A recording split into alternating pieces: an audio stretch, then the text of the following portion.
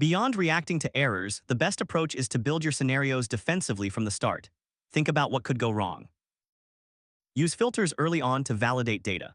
For example, before trying to update a contact in your CRM, use a filter to make sure the IP and contact ID actually exists in the data coming from the previous step.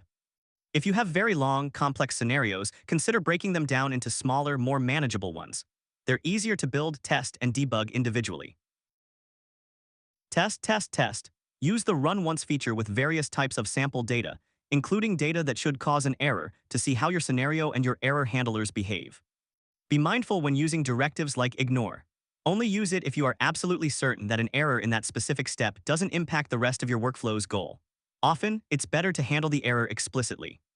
Building robust automations means anticipating potential issues. Think defensively, check your data, handle errors gracefully, and set up notifications so you're never caught completely off guard. So while errors are inevitable in any complex system, Make gives you the tools to manage them effectively.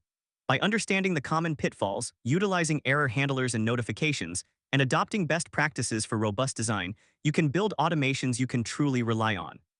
Thanks for watching. Try implementing some of these error handling techniques in your own Make scenarios. Hope you found this video useful. Make sure to hit like if you did and subscribe so you're always in the loop. Questions or feedback? Let us know in the comments. We're always listening.